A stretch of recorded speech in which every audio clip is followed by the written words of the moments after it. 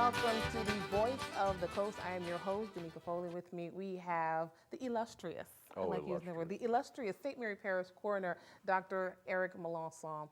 And I want to start off on something else. I know we always go straight to COVID, but I actually want to kind of let me see, I'll just pick something. Ooh, we are at day 99 of the year. It is April 9th, 2021.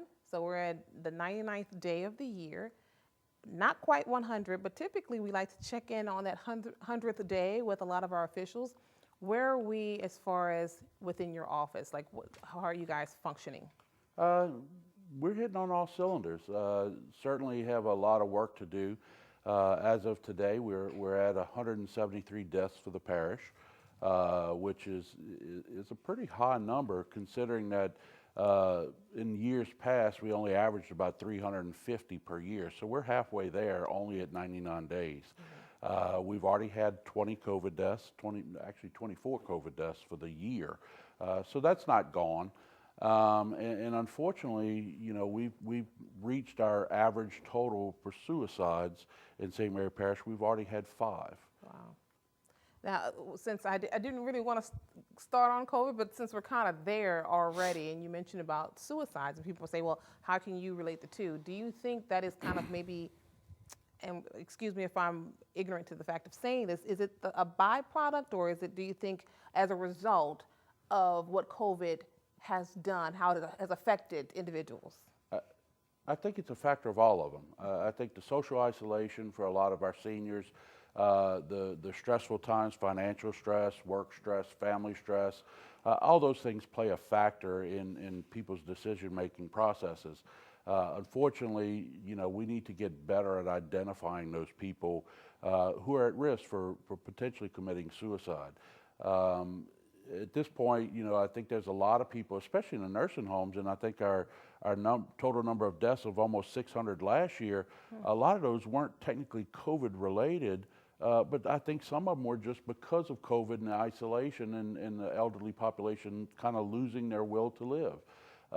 So, you know, the fact that we're able to be vaccinated now and to get things rolling, I want to get people back out into the public and especially to see our seniors and nursing home people and start helping out those people who seem to be down and out. Now, you hit on something, especially our aging population. Now, typically when you hear about suicides, your mind may go to someone young, maybe 50s, maybe a guy. That's not the case. You're finding the demographics are a little different than maybe what we think. Unfortunately, guys tend to be more successful when they attempt suicide, at committing suicide. This year we're at 5. We've had 4 males and 1 female.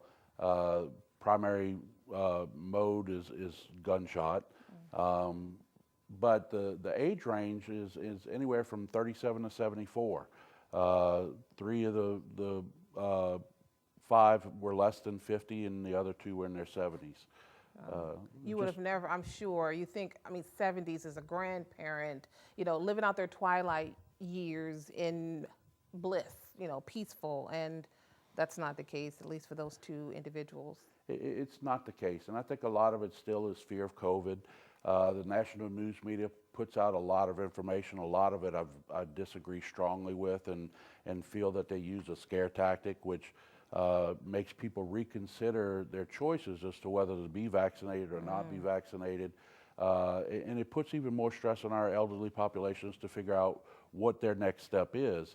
The isolation can be catastrophic, and unfortunately, you know, I would gladly have everything open and rather try and treat COVID than have to deal with another suicide in St. Mary Parish. Right. And one thing you do not keep account of, and that's attempted suicides. So, of course, while we're talking about it, I definitely want to stress there are numbers out there. There are people who can help you if you are contemplating suicide. So please, I wish I had that number available. We typically do. You do, please. Actually, last year in June, the government came out and put a star 988. It's not too late number. You can call that from any cell phone, mobile device, whatever, and it will put you through the National Suicide Prevention Hotline. But the number is 1-800-273-TALK. That's the National Suicide Prevention Hotline. That's 1-800-273-8255. And there is also, young people are also making those attempts as well. There's also a text number. Do you happen to have that number, the text number? The text number is star 988. Okay, that's it. Okay, great. Thank you so much for putting that out, because that definitely is an issue that we're dealing with. 5 already in a matter of just 99 days into the year. We're going to take a short break, but come on back. We have much more to talk about right here on The Voice of the Coast.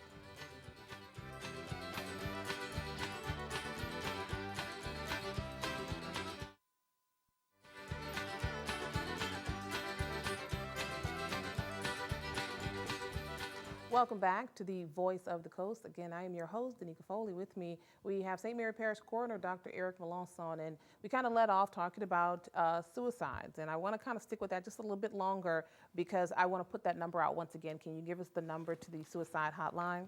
1-800-273-TALK, or 1-800-273-8255. Right. You can do star 988. Yeah. It's not too late.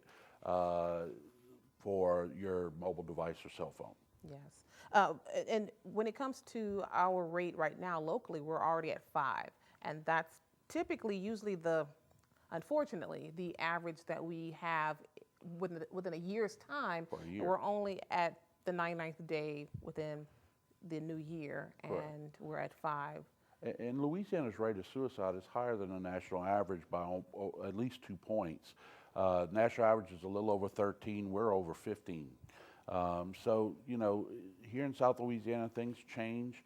And again, I think it's a responsibility, not just for me as a coroner, but for every person to notice changes in their loved one's behavior, or their friends, family, anyone, coworkers, and try and identify that, because if it goes unnoticed or ignored, those are the people at risk. Yeah. So that takes us to where we're going to talk about order of protective custody. And, let's talk about really the responsibility. So what is an order of protective custody first?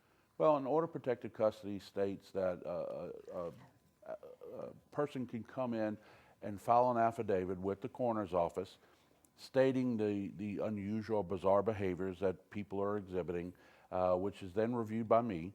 And if that person is deemed to be a threat to themselves or to someone else, or gravely disabled, refusing to eat, things like that, then that person can be taken from wherever they're at, brought in for a mental health evaluation.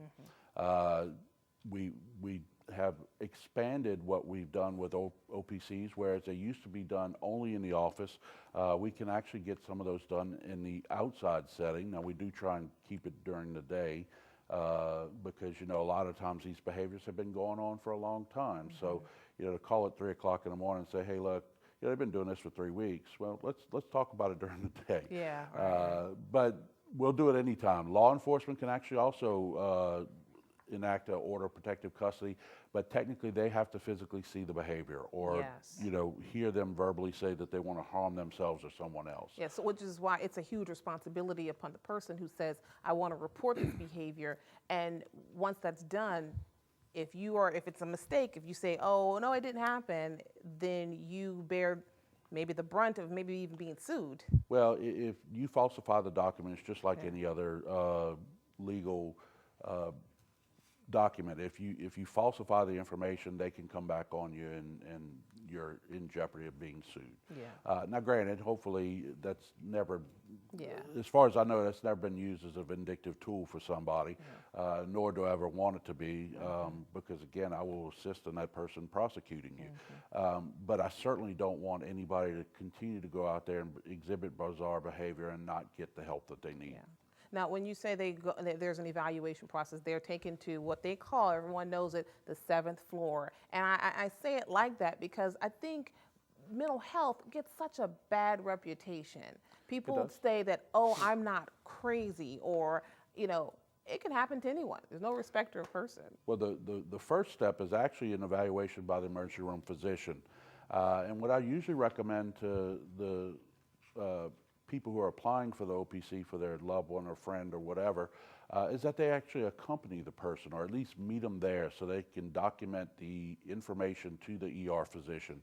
The ER physician then evaluates the behavior. If they deem that they're unstable, then certainly they can do a physician's emergency certificate, which allows them to be held even against their will for up to 72 hours. Within that 72 hours, then they get a coroner's emergency certificate, which is basically an evaluation by me or one of my deputy coroners to affirm what the ER physician had determined, and they can be held up to 28 days without their permission. Yeah. And again, this is a thing, it's not meant to be punitive in any means. It's meant to help that person get on, be monitored, and get the right medications or right treatment for them so that they are back into a productive member of society instead of potentially hurting themselves or others. Yes. And how likely is that? Very likely. Okay. Okay. It's estimated that there are approximately 25 people who attempt suicide before they actually commit suicide.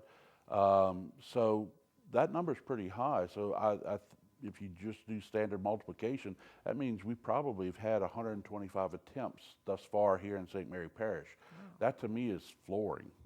And oftentimes when I review cases and we have these overdoses, right, with heroin and fentanyl and all these other things, could those have been suicides?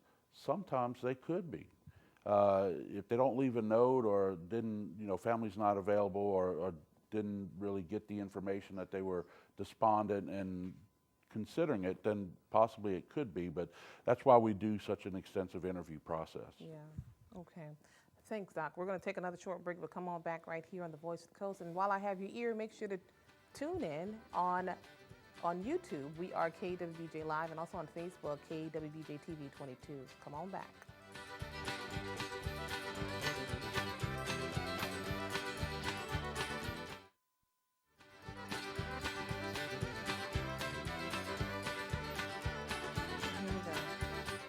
Welcome back to The Voice of the Coast.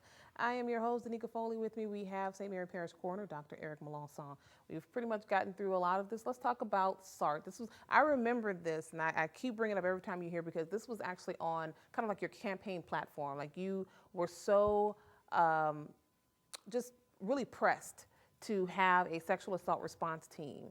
What's the status of that? Well, back in February of last year, we signed an agreement as far as our Region 3 team, which includes 6 other parishes, to coordinate sexual assault, evaluation, and also victim advocacy. Unfortunately, COVID then hit, and took over the following month, and it kind of got pushed to the side. As I continue as coroner now into my 3rd year, I realized that this is something coroners typically don't like to do.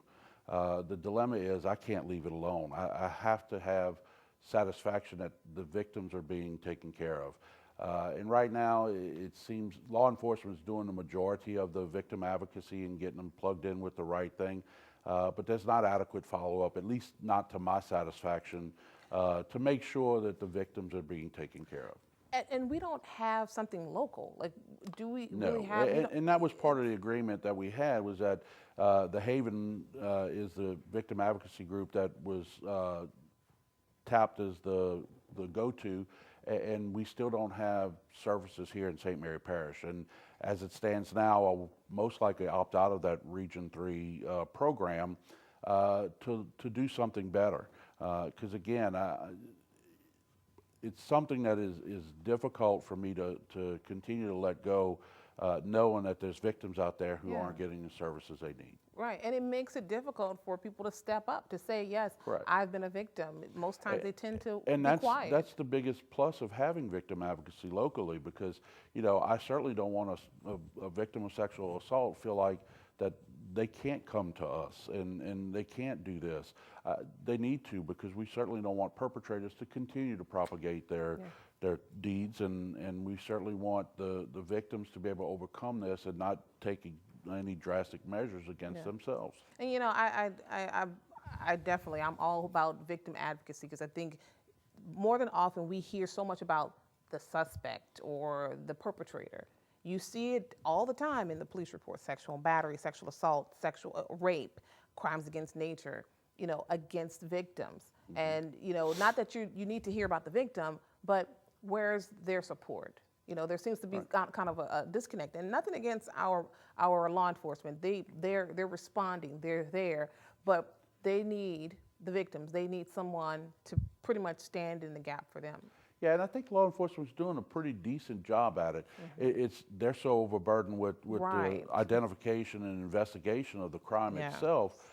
For the follow-up for victims, some of that is certainly lacking, and that's where I think we need to take over. Again, we had a group that was doing it, and it wasn't being done as efficiently as I would like. So now I need to look for better solutions. I do have a meeting with the Region 3 team next week, and I'm going to lay some laws on the table. And if we can't do it that way, then fine, I'll look elsewhere. And I've met with Judge Salimi and talked about the issues, and he certainly thinks that I'm on the right track. It's just a matter of, it's going to be difficult to coordinate that all together just as a single parish. Now, you did tell me, and as I said, we don't have a location, but you offered up a portion of your office. They're welcome to use any portion of my office. I have a full meeting room. I have an extra office that we can utilize for one-to-one interviews and things like that. I just wish I had the resources to actually hire somebody full-time to be able to do that advocacy here in St. Mary Parish. Okay, and we do have a nurse on staff, right? We actually have several SANE nurses. Christine Trapp has been the lead. She's certified in all aspects of sexual assault examination. So, she is a big asset to our parish, and I think she would be the one I would kind of tap to help me take this over and make sure things are getting done. So really now you just need someone who's more focused on, I guess, therapy or therapeutic methods. The counselors. Okay, the counselors. Okay. All right. Well, this is going by really quickly. So I think we'll talk about COVID coming up. This is our last segment coming up. So come on back right here on The Voice of the Coast with yours truly.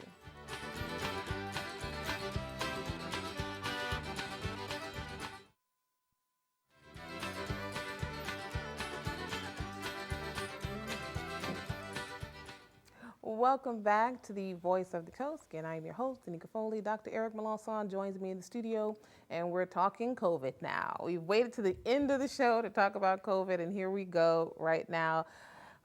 It has been over a year, right, since we've been on just dealing with this pandemic. And about how many tests have been administered since the beginning of this, just right here in St. Mary Parish? We've had enough tests to test everybody at least once, but over 56,000 tests. That's a lot. That's a how lot many, if you had to, think about how many people we even have in this parish, we have almost 50,000. It was 52, but I think our last census brought it down to a little bit below 50. Yeah, wow. Why do you think people are going more than once? I don't know if some of it is the testing for offshore oil people. I don't know if that gets counted in our numbers or if that's just a test done by the companies. I know the tests we do at my office, we've done probably over 1,000 just at my office. And again, that's people who get tested multiple times. If you have any of the symptoms, it's certainly worth testing you. But I just need everybody to remember that I'm not a big fan of the testing sites just to randomly go get tested, because the test doesn't fix the disease. If you're sick, stay home. Get treated by your doctor. Talk to your doctor. Don't go to a testing site. Go to your doctor and let them take care of you. Right. So that lets you know that testing does not guarantee that you're going to be vaccinated. So let's talk about the vaccines. We have 3 vaccines. Pfizer and Moderna are pretty good vaccines in my opinion. Both of them list their relative risk reduction of the disease by 90 and 94%. Johnson & Johnson only does about 66%. Of course, it's a single dose vaccine. I'm a bigger fan of the Pfizer and Moderna. You can pick whichever one. There was a new number put out today by the federal government that said that the incidence of disease in people who received either the Pfizer or Moderna was 0.02%. So if you had the vaccine, obviously way less than 1%, have gotten a disease anyway. So their numbers of 90 and 94 were actually low. So what do you now think that about, may change a little bit, but for the most part, it seems to be a pretty effective vaccine. so folks who have already had it, you tell them, do they need to get the vaccine?